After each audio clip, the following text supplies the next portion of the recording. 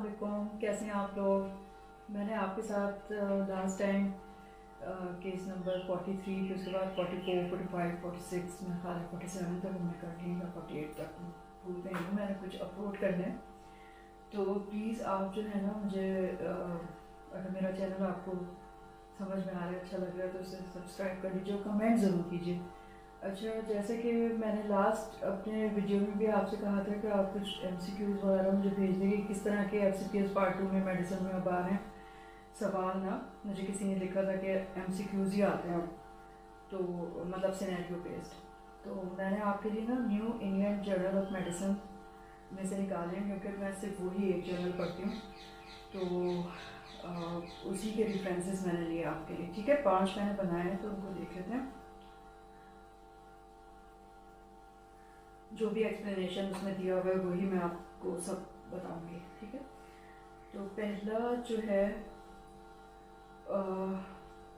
सवाल है मार्च 3, 2022 का जो new England Journal of medicine उसमें से लिया है मैंने।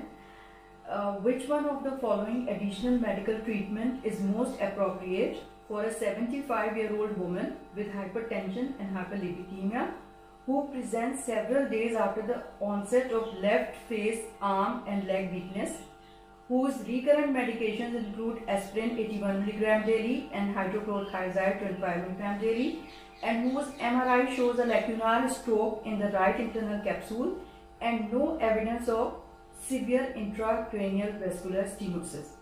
अब इसमें इन्होंने 5 ऑप्शन दिए हुए हैं।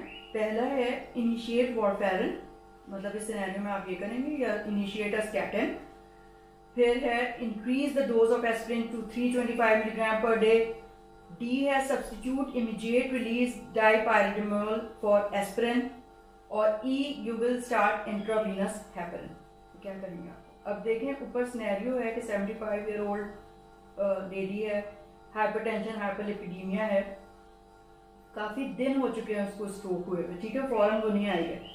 Left arm left leg weakness, face weakness के साथ, और उन्होंने बता दिया कि एस्पिरिन वो पहले से खा रही थी और हाइड्रोक्लोरोथाइजाइड को हाइपरटेंशन के लिए ले रही है। ठीक है, MRI में उसको इंटरनल कैप्सूल में इन्फार्क्ट है और कोई इंट्रावेस्कुलर स्टीनोसिस नहीं है। तो आप क्या करेंगे? जाहिर बात है, इतने दिन के बाद वो आई है। वारफेरिन तो वैसे ही रिकमेंडेड है ही नहीं ना, सिर्फ वो स्ट्रोक जिसमें एट्रियल फिब्रिलेशन की वजह से हो रहा है उसमें तो है उसकी इंडिकेशन, अदरवाइज नहीं है। फिर आप देखें इनिशिएट अ स्टैटिन। सी उन्होंने दिया हुआ है increase the dose of aspirin to 325 milligram per day. तो हम मतलब 75 to 81 मिलीग्राम तो एडिक्वेट होता है इस स्ट्रोक की। प्रोफाइलैक्सिस भी अगर आप कर रहे हैं उसका TIA का, तो भी उसमें आप सिर्फ डबल डोज करते हैं। अगर ट्रांजिएंट इस्केमिक अटैक है तो उसमें तो ऐसा कुछ नहीं है, तो वो करने से कोई फायदा नहीं होगा। फिर डी है substitute immediate release dipyridamole for aspirin. उसकी भी कोई जरूरत नहीं है, एस्पिरिन जो है वो इनफ प्रोटेक्टिव इफेक्ट दे देती है। ई स्टार्ट इंट्रावीनस हेपरिन, ये तो बिल्कुल ही मतलब इनअप्रोप्रिएट है, इसलिए कि हेपरिन तो आप सिर्फ उस वक्त देंगे जब मतलब ये कि जब या तो उसको एट्रियल फिब्रिलेशन हो रही हो या फिर ऐसा स्ट्रोक हो वो जल्दी प्रेजेंट कर जाएगी। तो उसको बहुत दिन हो चुके हैं जब आई है। तो क्या है इसका सही जवाब? बी है, इनिशिएट अ स्टैटिन, क्योंकि स्टैटिन ये नहीं ले रही है। और हाइपरलिपिडीमिया, हाइपरटेंशन और उसमें जो है इंडिकेटेड है कि ये स्टैटिन ले, क्योंकि 16% देखा गया रिडक्शन हो जाती है स्ट्रोक में अगर आप स्टैटिन स्टार्ट कर दें इसको। और वैसे भी जो ब्लड प्रेशर है वो इमीडिएट, तो हम बताइए सबको कि हाइपरटेंशन को ट्रीट नहीं करना होता इमीडिएट, क्योंकि उसके फिजियोलॉजिकल अपने इफेक्ट हैं और ज़्यादा जो है ना वो इन्फेक्शन का खतरा होता है। तो आप फिर काफ़ी दिन के बाद until unless severe hypertensive encephalopathy ना हो रही हो, तो आप जो है वो फौरी तौर पे कोई एंटी हाइपरटेंसिव नहीं देते हैं। तो इसमें स्टैटिन ये नहीं ले रही है, स्टैटिन आप स्टार्ट कर देंगे, उसके बहुत अच्छे इफेक्ट्स हैं और 16% रिडक्शन हो जाती है स्ट्रोक की इन सब्सिक्वेंट डेज। ठीक है, तो ये हो गया correct answer B, initiate a statin. Second है MCQ मैंने लिया है रेफरेंस वही New England Journal of Medicine February 10, 2022. A 48-year-old man presents for evaluation soon after his brother was diagnosed with hereditary hemochromatosis. This patient has no significant medical history. He denies abdominal pain, jaundice, fatigue, nausea, vomiting, joint pain, shortness of breath, and chest pain. He does not drink alcohol. On examination, his sclerae are anecteric. Abdomen is soft, non-tender, non-distended. Hepatosplenomegaly is not present. His iron is 200 microgram per deciliter. Transferrin saturation is 80%, and serum ferritin is 859 nanogram per deciliter. LFTs are normal, so do hematocrit and platelets. ठीक है. अब इसमें उन्होंने पूछा है which of the following management approach is most appropriate for this patient.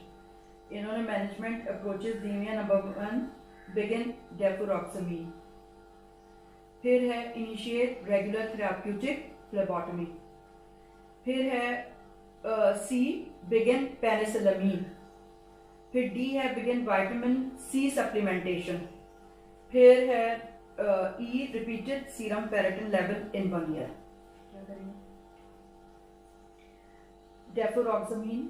अब इसको दोबारा देखने की जरूरत है. देखें हर जो ऑप्शन है ना उसको आप जस्टिफाई क्या करेंगे क्यों आप उसको नहीं लगा रहे हैं. ठीक है, ये आपको सब आना चाहिए.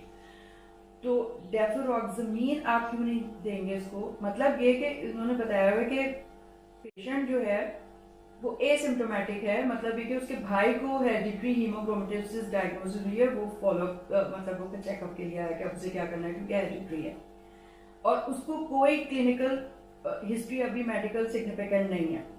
यानी कि ना उसको एब्डोमिनल पेन है. मतलब कहने का ये है कि उसको कोई CLD डेवलप नहीं हुई है. ठीक है, उसको हेपेटोस्प्लीनोमेगाली भी नहीं है. एनेक्टेरिक है, कोई जॉन्डिस नहीं हुआ हुआ. एब्डोमिनल सॉफ्ट है एब्डोमिन. ठीक है. अब बता दिया कि जो आयरन प्रोफाइल है ना वो देखें कितना सिग्निफिकेंट है. आयरन बहुत बड़ा हुआ है उसका. ठीक है. ट्रांसफेरेंस सैचुरेशन नॉर्मल 20%, उसकी 80% है.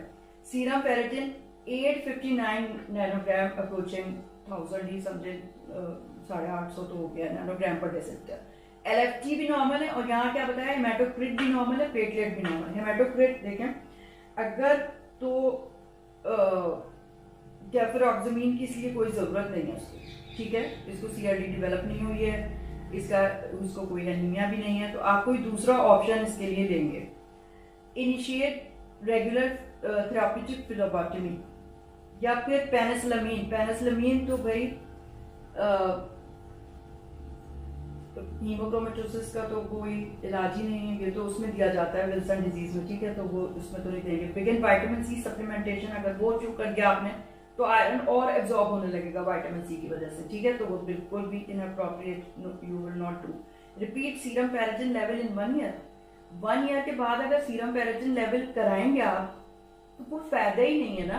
आपको इस पर सीधा सीधा उसको ट्रीट करने की जरूरत है. ठीक है, अगर हम हीमोक्रोमेटोसिस एसिम्प्टोमेटिक भाई को उसके है और उसके आयरन लेवल्स बड़े पे आ रहे हैं, सबसे अप्रोप्रिएट जो अप्रोच है ना वो इनिशिएट रेगुलर थेराप्यूटिक फ्लेबोटमी.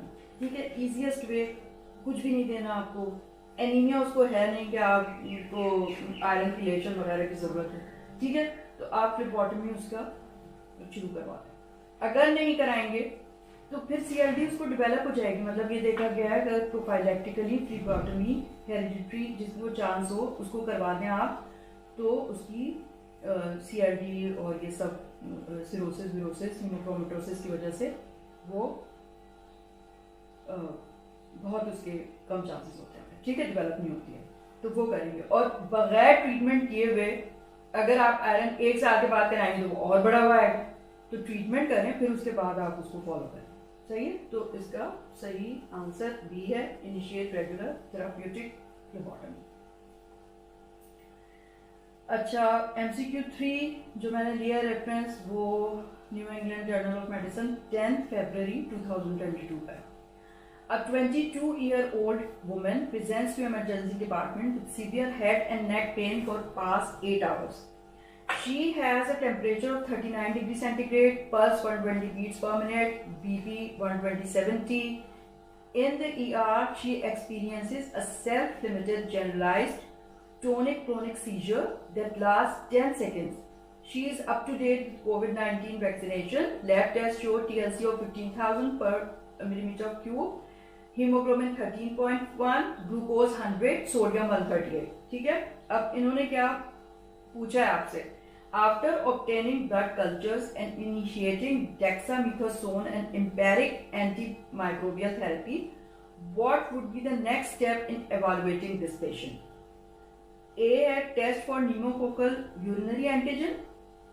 B है you will perform an EEG, electroencephalogram. C है perform CT head, CT of head करेंगे.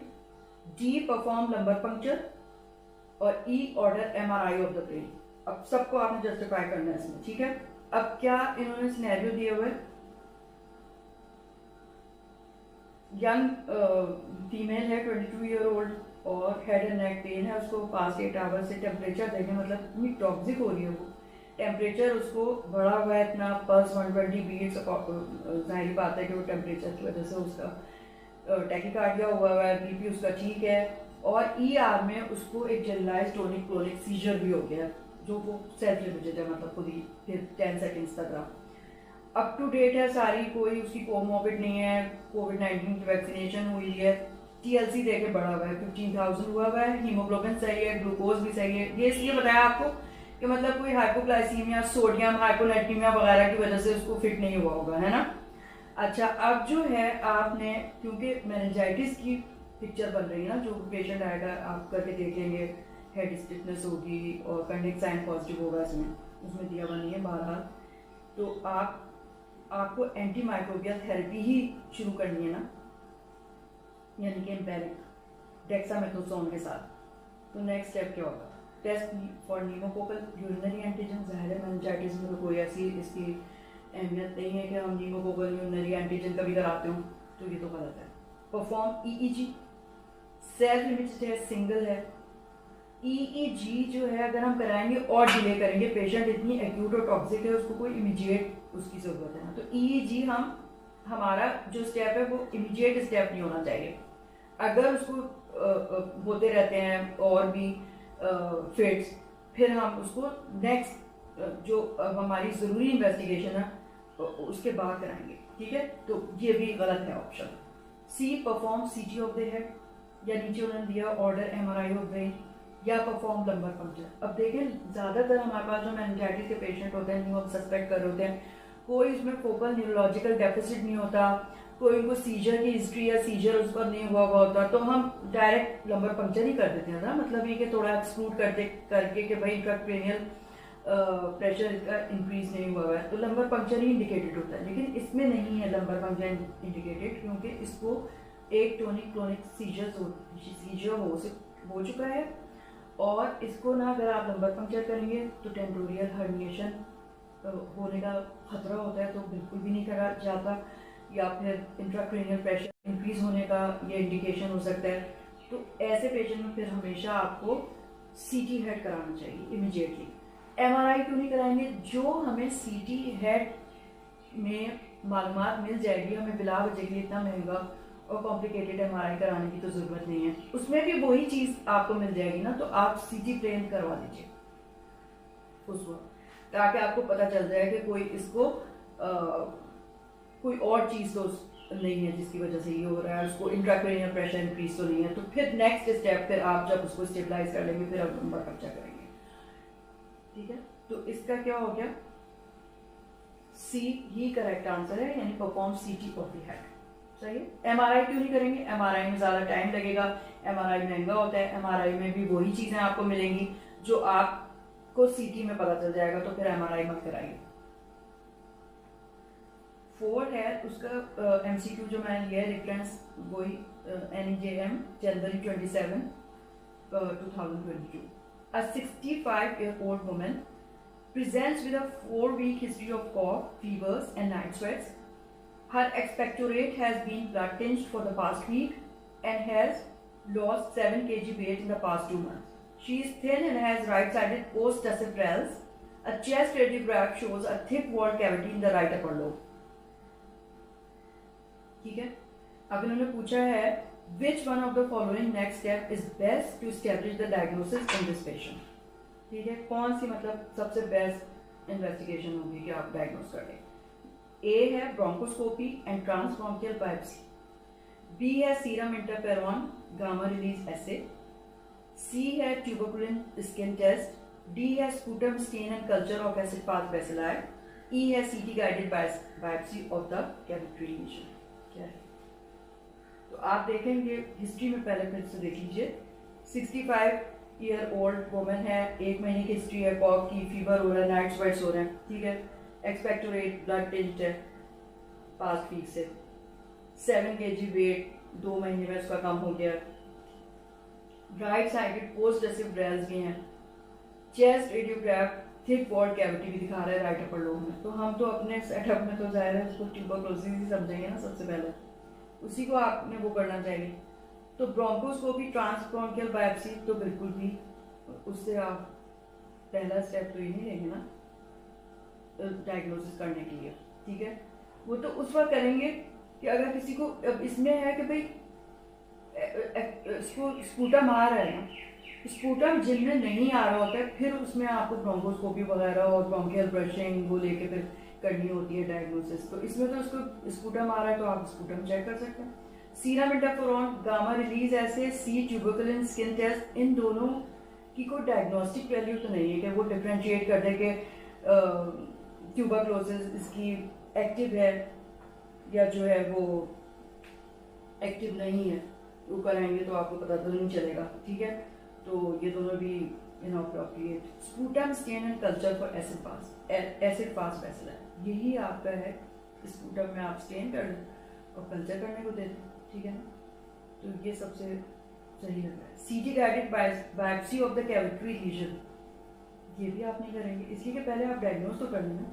डायग्नोस कर लिया आपने, फिर एजीटी स्टार्ट की, उससे रिस्पॉन्ड करने लगा, तो आपको करने की जरूरत नहीं है, हो सकता है वो उसी से ठीक हो जाए। अगर वो नहीं हो रहा ठीक कैविटी लीजन, तो फिर कहीं लेटर स्टेजेस में आपको शायद जरूरत पड़ जाए सीटी गाइडेड बायोप्सी, अदरवाइज क्योंकि आपकी डायग्नोसिस इससे ही हो जाएगी। तो इसमें यही इसका ऑप्शन है, sputum stain and culture for acid fast bacilli, ठीक है। 5th MCQ है new Indian journal of medicine, reference January 20, 2022, ठीक है। यानी जनवरी से मार्च तक के मैच इसमें से है ना, एक क्वेश्चन ऑफ द वीक उसमें होता है, तो उसमें से मैंने लिया रेजिडेंट ब्रीफिंग, बहुत अच्छा होता है। A 59-year-old man with a history of cigarette smoking presents with retrosternal chest pain in the emergency department. Shortly after arrival, the patient complains of lightheadedness and worsening of chest pressure. ठीक है। His heart rate is 54 per minute. Blood pressure is 80 by 40 mm of mercury. Oxygen saturation 100% while on high flow oxygen inhalation. His JVP is 8 cm of water. Cardiac auscultation reveals no murmurs or additional heart sounds. The lungs are clear to auscultation and percussion. On ECG, an ECG reveals ST segment elevation leads to 3 AVF with elevation of ST segment lead V4 on the right side. अब इन्होंने पूछा है which of the following statement is most appropriate for this patient? Statement नहीं, which of the following treatment is most appropriate for this patient? पहला उन्होंने लिखा है normal saline, B sublingual nitrate, C metoprolol, D dobutamine, C norepinephrine.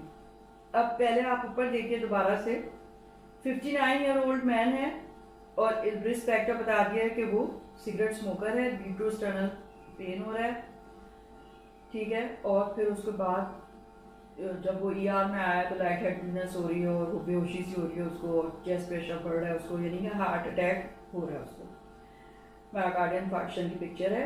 Heart rate bradycardia हुआ है, shock में जा रहा है वो, 80-40 उसका BP आ रहा है, और ऑक्सीजन आपने लगाई हुई है तो वो ठीक हो गई, सैचुरेशन JVP भी ठीक है, कार्डियक ऑस्कल्टेशन में कोई मरमर नहीं है, एडिशनल हार्ट साउंड्स नहीं है, लंग्स क्लियर है, ठीक है, क्लियर है।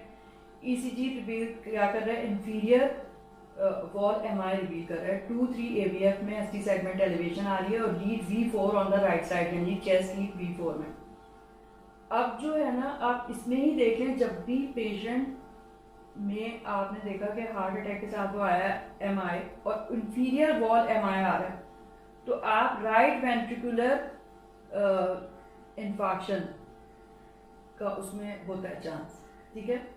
और उसकी ट्रायड होता है कि राइट वेंट्रिकुलर इन्फार्क्शन के लिए ज़रूर आपको देखना चाहिए। उसका एक ट्रायड है, क्या है कि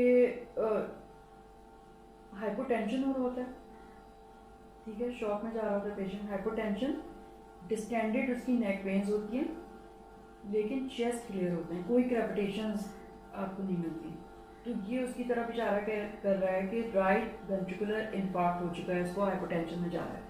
अब उसको देखते हुए नॉर्मल सलाइन उन्होंने दिया ऑप्शन, सबलिंगुअल नाइट्रेट बिल्कुल भी नहीं, मतलब उसकी क्या वो होगी नाइट्रेट की उस वक्त जब उसको इन्फार्क्शन हो चुका है। मेटोप्रोलॉल ऊपर आप देख लें ब्रेडिकार्डिया में जा रहा है, हाइपोटेंशन में जा रहा है, मेटोप्रोलॉल बिल्कुल भी नहीं देंगे आप।